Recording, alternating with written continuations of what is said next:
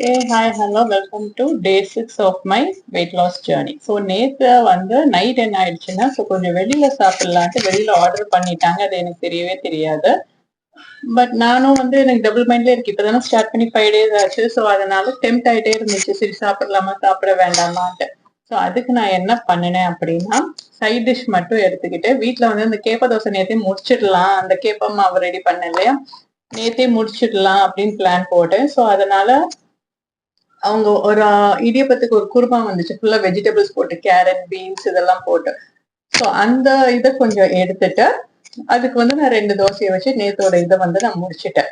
So இன்னைக்கு காலையில கொஞ்சம் ஒர்க் ஹெவியா இருந்ததுனால எனக்கு எப்படி டைம் போச்சுன்னே தெரியல. பார்த்தா 10:30 ஆயிடுச்சு. ஸோ 10:30 ஆயிடுச்சு, இவ்வளோ நேரமாவா நம்மளுக்கு பசிக்கல அப்படின்ட்டு யோசிச்சுட்டு, சரி என்ன பண்ணலான்னு பார்க்கும்போது டக்குன்ட்டு எனக்கு ஓட்ஸ் தான் ஞாபகம் வந்தது. அதுதான் ஈஸியா ஒரு பிரேக்ஃபாஸ்ட் மாதிரி முடிச்சிடலாம். நமக்கு தேவையான நியூட்ரியன்ஸும் கிடைச்சிடும், ஃபைபரும் நிறைய கிடைச்சிடும். ப்ரோட்டீன் கிடைக்காது, பட் ஃபைபர் கிடைச்சிடும். ஸோ விட்டமின் இதெல்லாம் கிடைச்சிடும். ஸோ அது ஒரு நல்ல ஃபில்லிங்கான பிரேக்ஃபாஸ்ட் அப்படின்ட்டு அது கூட கொஞ்சம் ஆப்பிள்ஸ் இதெல்லாம் போட்டு அதை இன்னைக்கு மார்னிங் பிரேக்ஃபாஸ்டா எடுத்துட்டேங்க.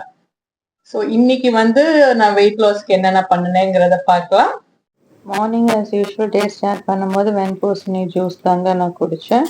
ஸோ நான் சொன்ன மாதிரி ஓட்ஸ் தான் இன்றைக்கி எடுத்துக்கிட்டேன், ப்ளூபெர்ரிஸ் இதெல்லாம் போட்டு. பட் ஆக்சுவலாக எனக்கு ஓட்ஸ் அவ்வளோ தூரம்லாம் சுத்தமாக பிடிக்காது.